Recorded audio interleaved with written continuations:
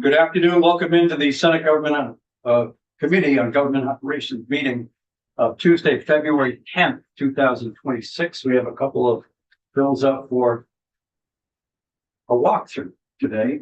The first of which is S-264, and we have both sponsors with us. One is in a committee, and we're happy to be joined as well by Senator Isharam Tinsdale. And then we'll have Sophie walk through the specifics of the bill. Obviously, you know everybody. Senator Morley is not with us today. He'll be back relatively soon. And so welcome in, and maybe you can kind of give us the background on this. Yeah, thank you. For the record, Senator Isharam Tinsdale, Chittenden Southeast, and one of the two lead sponsors of S-264. S-264 is a new iteration on a bill and a concept that have been around for several years now.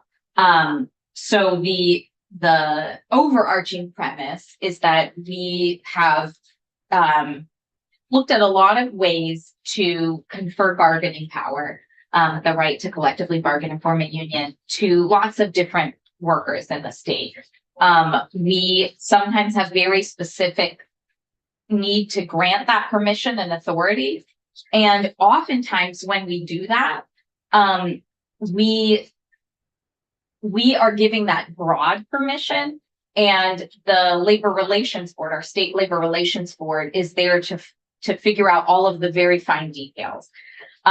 It would consume a lot of our time to do something that's a quasi-judicial process, in fact, to figure out who can be part of the bargaining unit, who cannot be part of the bargaining unit, how that affects both labor relations and people's line of work and their duty to each of the departments they might work in, if we're talking about the Attorney General's office. So they have a more complicated reporting structure than say a traditional union where you have a chunk of workers and an employer that you're bargaining with. But it's nothing too complicated for the Vermont Labor Relations Board to figure out. I hope this doesn't necessarily need a full 45 minutes just from me or Sophie, although I'm very grateful that Sophie was part of the back and forth with some of the assistant attorney generals who really operated in good faith with the leadership of the Attorney General's office to figure out what were legitimate concerns that might need to be spelled out and parameters created around in the bill, and what simply wasn't going to be a fruitful exercise for us as legislators to try and account for in advance, that really would be better left to the Vermont Labor Relations Board. The Vermont Labor Relations Board could ultimately decide there is no way for a union to be formed if X, Y, or Z aren't satisfied. But that's where it becomes quasi-judicial. That's where we're deciding whether or not they can take advantage of a right that we are, putting forth to Vermonters in our constitutional amendment this November about everyone's right to collectively bargain. But the legislature, I believe, should just be empowering this process to move forward and not really make it much more complicated than that. Anything that's more complicated than what you see before us is not really our jurisdiction, nor is it helpful, frankly, for us to try and sort all of that out here. That's why we have a Labor Relations Board. Okay. Senator Clarkson. So we spent a lot of time on this last year. Yeah. How is this proposal different from what we looked at last year? Let's let Sophie walk through that, because she was part of the, there were details where it was sort of, this is the last place where it makes sense for the state, for the legislature to set some language in statute, and then the rest is, a matter for the Labor Relations Board. So I invite her to. Okay, so does this defer the decision to the Labor Relations Board after they review all the possibilities of this, unless we grant permission for the assistant attorney generals, as we have with assistant states attorneys, Right. to move forward with their proposal for collective bargaining. They don't have the permission Ability to go before the go labor for relations. Got it. So step one is the legislative approval. Mhm. Step two is going to the labor relations board. Who will- Mhm. Okay, we'll go through this with Stephanie. Anybody else have questions for?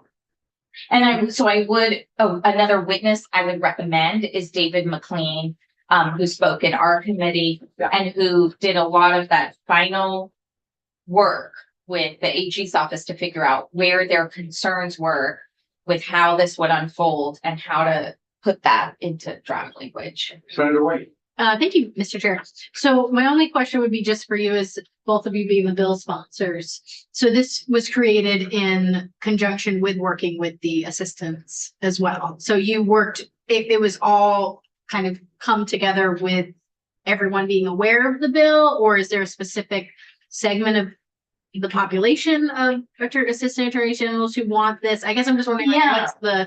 what's the group of people who you worked with to advocate for this? Okay, so, and it started as one sentence, right? So it's been in our committee, in the labor committee for 2 biennia, as one sentence, you Yeah. know, should they so choose, essentially, assistant attorney generals, have the right to collectively bargain.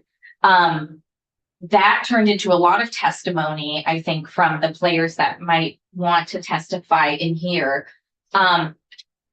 One thing that I believe we heard on the record is that for many younger assistant attorney generals, they don't really want to come forward and be vocal necessarily Oh. on this bill. They don't want to be seen as advocating because they have long Mhm. career trajectories ahead of them. I think it took a lot for David McLean to become a public advocate for this bill, and you can hear him speak for that himself, in that, you know, this has been a conversation through many attorney generals. Yeah. This does not start and end with our current attorney general. It's been a long conversation. They never know who's going to be the leader of that office from election to election. They are being asked to do more as more things go to court and we attach ourselves to more national court cases. It once upon a time, it was seen as a stepping stone elsewhere, a feather in your cap. And that meant you might be able to pay less or work people more hours, you know, but they essentially don't have the ability to negotiate or bargain for their, wages, hours, and conditions of work. And that, I think, the more they're asked to do is becoming more of a strain. And, you know, it's for them high time that they be able to accomplish this. So I guess I was just wondering more, did you work with a specific union to help craft this bill in any way? So- Have they identified if they could organize someone? VSCA works with us. Okay. VSEA and AFL-CIO have been involved in the language in the past. Okay. I don't know that the VSEA would have to speak to whether it's guaranteed that they would be. I mean, I don't know that anything's guaranteed, but that they would be part of the state Okay. employees union. This will involve complex negotiating tables because some AGs are in the AG's office, some are embedded in. Now you're embedded in Yeah, other that's kind of departments what and I was- agencies. So the Labor Relations Board could decide that some assistant AGs are excluded from the union. So, or that they have to form their own union. Hence, we end up with like a judicial bill for permit. I mean, our committee ends up looking at a lot of permissions, or passing it to you when it's state negotiating, because it can be very complicated. Like this happened with childcare workers, et cetera. And is this coming here because you have passed it out of Senate Economic Development and we're hearing about it? Or why are we hearing about it here? We had made a decision to ask it to move last year, as I recall. And then now it's being introduced as a separate, and that's what we agreed to do, to introduce it as a separate. Right. Okay. There was some it's interest in our. Okay. Our- Yeah, that's why I was I think there was surprised favorability toward it. Yeah. Yeah. It's like, oh, we had. But we I- wanted to honor that as AG's office has a very complicated relationship with the rest of state government. And if they wanted to make a pitch that was heard differently here, that it was too complicated, they could make that pitch here with a bill that tried to address any remaining concerns that weren't labor relations board concerns. Okay, thank you. There's a long runway for this bill. Senator Bielanski. Well, and I do think it is important, well, no, not every AAG was spoken to. This is permission for them to vote to join the union, at which point every AAG would have a vote. Well said. Yeah. And I really appreciate you explaining how the labor board should be, but there's certain things we shouldn't get too deep in on. Right. To change. And that's where our committee felt we were at a bit of an impasse because the labor relations board doesn't move too quickly. It's not seen as overtly political. They have negotiated, they've been part of hard negotiations for the creation of creative bargaining units before, or ones that don't look traditional. And so we feel that there's nothing that should preclude this from this going to the labor relations board. I would say our committee never felt like this is too much, but given the concern about how AAGs are embedded in every state agency, we felt it was appropriate for you all to have a look at this and it more be your jurisdiction. Oh, I should know this, but maybe you do. The AAGs that are embedded in state organizations, they're embedded in state organizations whose employees are unionized. Yes, Yes, though they are not.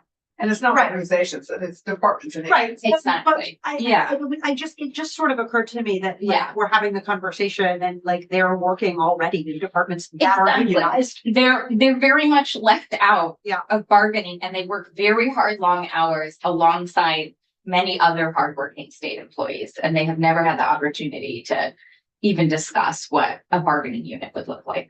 How many assistant attorneys general are there? A lot.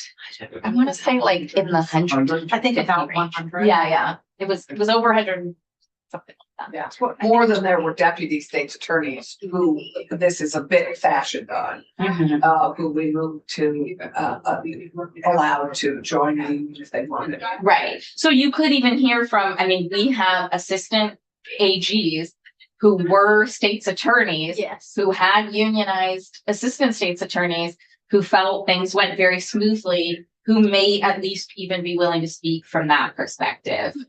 This is not sort of completely out of the box. And, I think it's incumbent upon us as legislators who passed the constitutional amendment unanimously, even if it hasn't gone to the voters yet, to look at how to enable more collective bargaining rather than be the ones interfering with it or limiting it.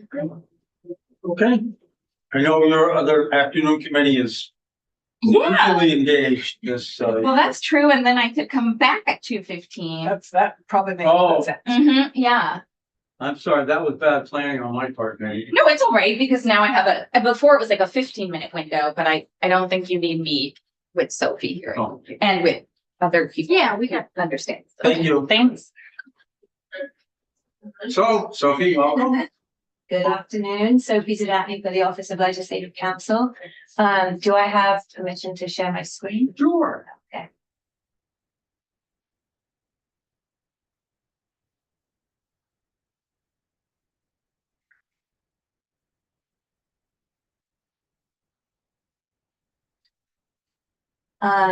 So yeah, just a couple of things. There was a bill last session that was in Senate Economic Development, and it simply was a one-liner that you'll see as we go through this bill. There's some language around who's an employee for purposes of the State Employee Labor Relations Act, and it would have just simply added in assistant attorneys general, but it didn't otherwise address them through the rest of the statute. So just by way of quick background, Vermont has 7 different labor relations statutes. The one that I think the legislature most often is dealing with is the State Employee Labor Relations Act, or SELRA. That's the one that covers state employees. It covers UVM and the Vermont State Colleges. And then, as noted, it's more recently covered states' attorneys' offices and sheriffs. So the purpose for this bill, as opposed to the one-liner that was in the bill last session, which I believe may also be in here, I'm not sure, was to address sort of through the whole of the State Employee Labor Relations Act, assistant attorneys general. So rather than just leaving it open-ended, like where would SELRA needed to be amended to include the Attorney General's office and the assistant attorneys general. So that's essentially what this bill seeks to do. And again, it's largely modeled on what happened with the state's attorneys and sheriffs, because that was one of the criticisms I think that came up last session was before we've done the legislature has enacted, has addressed a lot of these issues in statute, and you haven't done that with this one liner of a bill. So this is seeking to correct that. So these initial sections here are all under the State Employee Labor Relations Act. And again, this goes to, who can collectively bargain under SELRA, and this would add in the Office of the Attorney General and their representatives of employees. It would be on the first page, and moving to the second page. Again, this is the definition of a state employee. And again, it would add in individuals employed on a permanent or limited status basis by the Office of the Attorney General. And there's this, just the way statutes get written. So normally largely for the state employees, you're exempt from inclusion as a state employee if you're outside of the state classified service. And then it gets listed in the exceptions to that. So the state police, the employees of the Defender General, and then this would add in assistant attorneys general because they're excluded from the state classified service.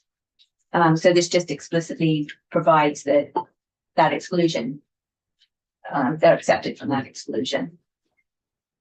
I'm just going to touch as you go through this. You'll see this is the list of employees who are not able to collectively bargain.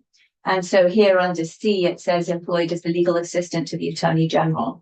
So generally speaking with unions, you can't have supervisors, managers, confidential employees in bargaining units. So this is just an example of the legal assistant to the Attorney General would be excluded from a bargaining unit.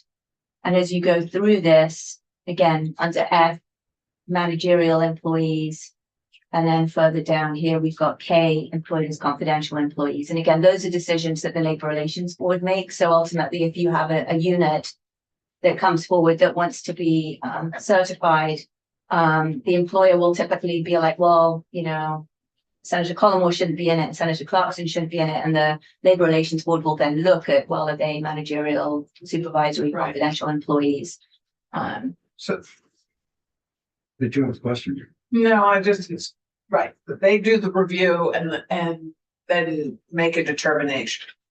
Right. So this is, and I think Senator Ron Hinsdale touched on this. This would allow assistant attorney generals Go. generally Right. to decide whether they want to organize and collectively bargain. It wouldn't require them to do so. It would be a vote or a card check. So if a majority of assistant attorney generals don't think this would be in their best interest, they would, vote no, I don't want to move forward. I don't want to have an election. I don't want card check.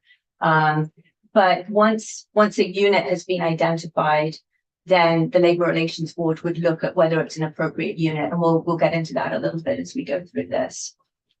So again, under the definition of employer, under SELRA, this would add in the Office of the Attorney General, represented by the Attorney General or a designee. And so these are all definitional at the beginning here in Section 1. Section 2, management rights. And again, this is just for consistency purposes, just adding in the Attorney General or a designee for the Office of the Attorney General acts as the employer in representing the Attorney General's office when doing collective bargaining negotiations and administering the contract. So I'm going to highlight this language here at the top of page 5.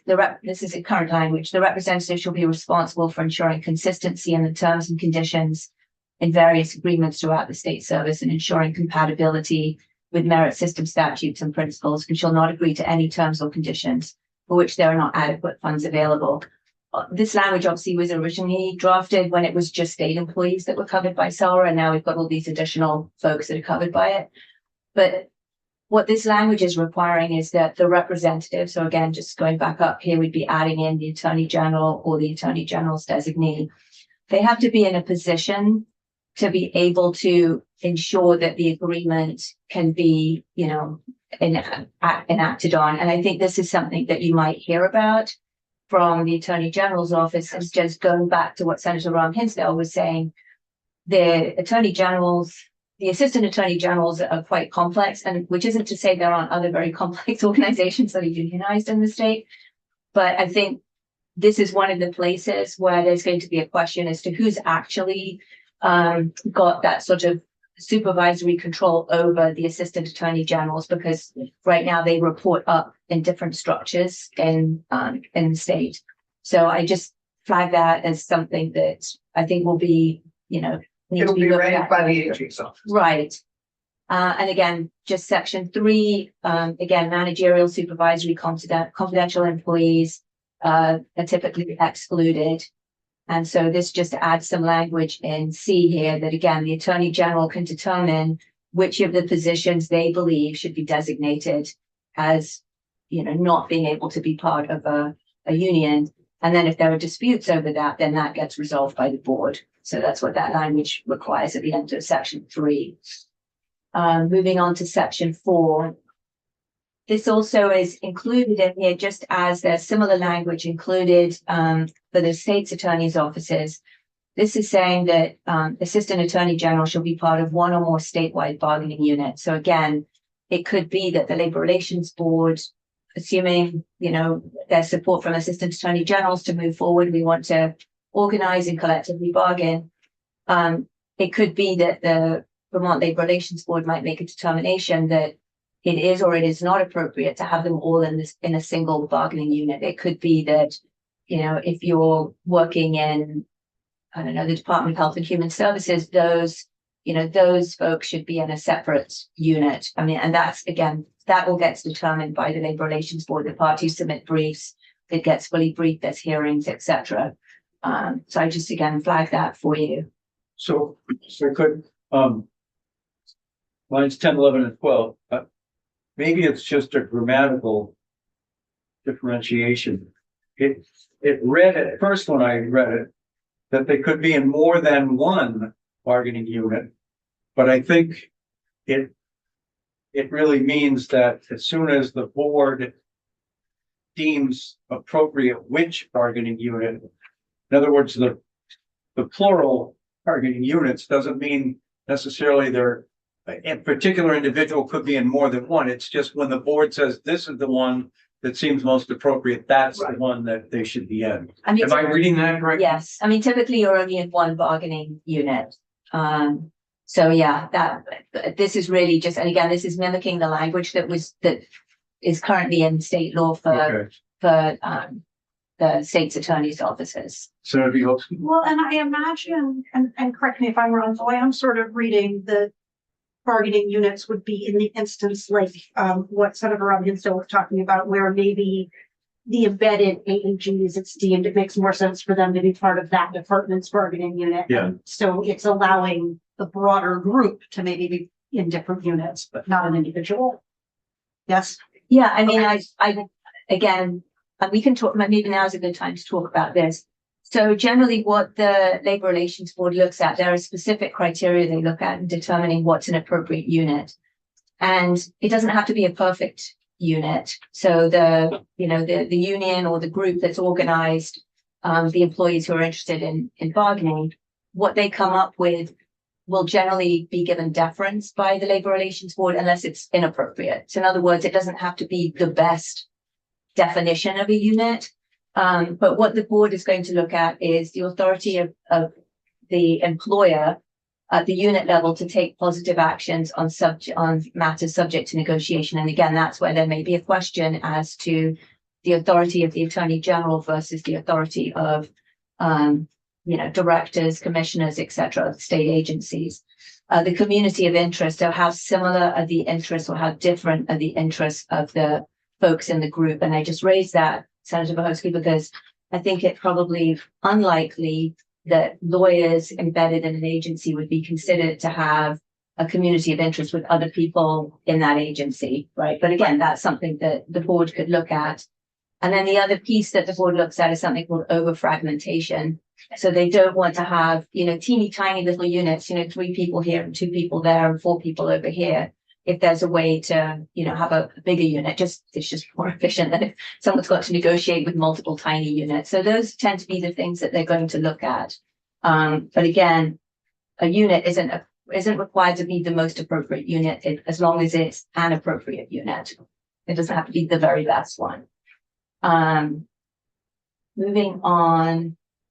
So this is really, again, now just getting back into just simply adding in. So we're on section 5, which is, this is when there's parties reach an impasse in negotiations and they can't get any further, they've sat around the table and they just can't get the negotiation wrapped up. The way the State Employee Labor Relations Act works is there's multiple steps that the parties then go through. So you get to an impasse, you go to mediation. If the parties can't agree after working with a mediator, then you go to non-binding fact-finding. If the parties can't agree after they've got the fact-finders report, then they go to last best offer, and that can be either in front of the Labor Relations Board or in front of an arbitrator. So this is simply just adding in the Attorney General's office to the language around that process. So just it's a way to look at this as we go through. So again, this is just saying if the dispute remains unresolved, then, it's just adding the office of the Attorney General in here. And again, the last best offer language, that's just a typographical fix on line 6 there. And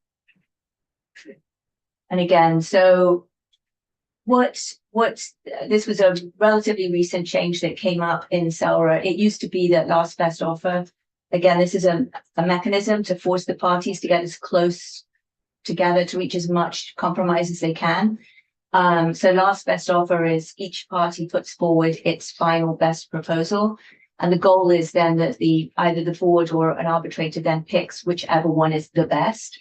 But there's more recently, there was language allowing the board, if it considers that neither last best offer is reasonable or will produce undesirable results, they can pick the fact-finding report. So it's just a third option if they don't like either of the parties' decision. So again, I'm just working my way through here. These are all, again, just simply adding in the Office of the Attorney General just to be consistent through the language of the State Employees Labor Relations Act.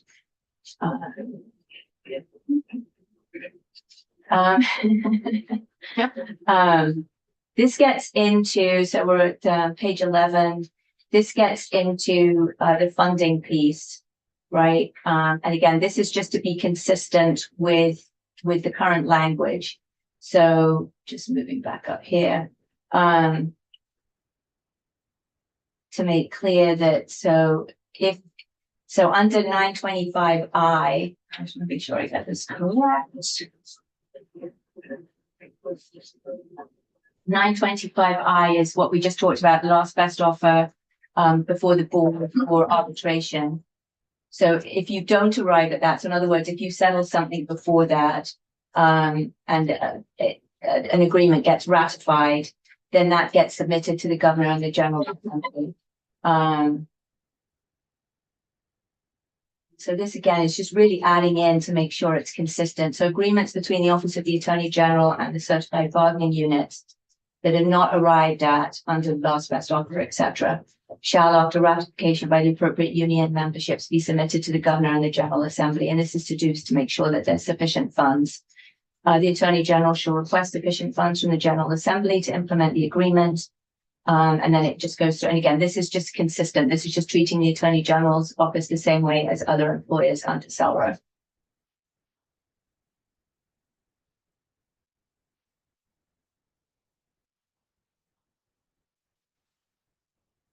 All right. Now, starting with section 7, this now is, we're not looking any longer at SELRA. This is looking at the language in Title 3 that deals with the Attorney General's office. So this is what the authority, the statutory authority that the Attorney General currently has. So the Attorney General may appoint such Assistant Attorney Generals and Special Assistant Attorney Generals as may be necessary for the proper and efficient performance of the department, and with the approval of the governor, fix their pay. And this just adds in the including collective bargaining pursuant to Chapter 27, which is the State Employees Labor Relations Act, of this title if applicable, remove them at pleasure and be responsible for their acts. So this just adds in, again, this language suggests that the Attorney General is responsible for making sure that department functions efficiently, fixing pay, and hiring and firing of assistant attorney generals. And again, this would provide that the Attorney General would prepare a funding request to the Governor and the General Assembly, to the extent there's additional costs involved related to collective bargaining. And then add some additional language for the initial contract, like for the first time around, this would be in session law, would be to submit a funding request. And again, if the either through the regular budget or through the Budget Adjustment Act. So that is a quick overview of what's proposed. Was there any sort of fiscal note attached to the funding request? In other words, if I think Senator Bielski said there's about 100 AAGs, if all of them chose to jump into a bargaining unit, and the funding for that has to come from the General Assembly, we had numbers run. If members of the General Assembly took the insurance that's offered to state employees, what the fiscal impact would be to the budget. Was there anything in this particular bill that mirrored that? No, so I mean, that would be something I assume you could request from the Joint Fiscal Office. And then just to clarify, so if you have 50% plus one of the potential bargaining unit is supportive of unionizing, then all of them would be covered by the collective bargaining agreement. It's not as if they can say, I don't, that's great, but I don't want belong. If 50% plus one are supportive of it, whether that's through an election or through card check, then all of them would be covered and bound by the contract. But yeah, and again, I think it would, obviously you should request from the Joint Fiscal Office if that would be helpful. But generally speaking, they won't know because nothing's been negotiated as to, what the impact would be, because they don't know what the terms of a potential collective bargaining agreement would be, whether it would be higher wages or a change in the pay rate, or there would be so many different things that come up. I don't think health insurance would be one of them because that's already decided, right? They're covered by the state health insurance. So, but it would be around things like, pay grades and salaries. It could Just the pay grade. Anyway, obviously the AG will come in and testify. Yeah. The consistent pay grades would be an interesting. If the pay goes, I can't remember if the compensation for the assistant AG depends on the compensation in that department or agency that they serve. And then obviously they're the crowd that work for the AG directly. So. Yeah, and there was, I remember there being testimony in the last spring around the numbers, where they're located across state agencies. And I think there was information about pay scales and stuff in there. So maybe there's enough information that Joint Fiscal Office could at least extrapolate out some potential hypotheticals of what that could look like. Any questions for yes, Senator Bielski? I don't actually, my question is not for Sophie, but it is, Oh. There's someone else in the room that I think can answer it. And it was one of the questions that came up, maybe you can answer it. When Senator Rummy still was here, would the VSEA be it's the obvious choice, but would that be the only choice, or would that be decided by the labor? That would be decided by the AAGs. So if they are interested. Now, usually a union will work with a potential bargaining group, right, to inform about what their rights are, to get ready for an election or card check. So usually there is a union in the background, but under the State Employee Labor Relations Act, the AAGs could choose what union they want to work with. So again, I do believe the VSEA has been, I think last session when the previous bill was under discussion, I think that the VSEA was involved in that. This was not, this draft bill was not done in coordination with the VSEA. Okay. It was done in coordination, as Senator Graham Hinsdale said, with someone from and AAG. Awesome, thanks. Turned out to be, it was a question for sure. I'm sure Tom will jump in if I get it completely wrong. Any other questions? Okay, are you back with us later or not? No. I don't think so. No. I'll Senate Finance. so. Sorry. Okay, thank you, Sophie. Always good to see you. All right, well, thank you very much. So let me suggest the committee take a 15-minute break and we'll be back to talk about S-297. I believe our committee assistant has provided committee members with an updated agenda. We added a couple more witnesses to that, and also some of the bills we're going to take up later this week. Anyway, let's take a 15-minute break and we will be back